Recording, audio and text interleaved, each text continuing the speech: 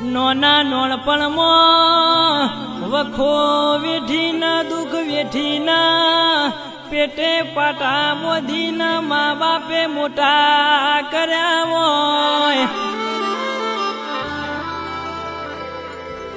નોના નોના નોણપણમાં મા બાપે વિચાર્યું હોય મોટો થઈને મારો દીકરો હારી નોકરી કરશે, હારો ધંધો કરશે, આપણા ઘરની વેળા મારશે.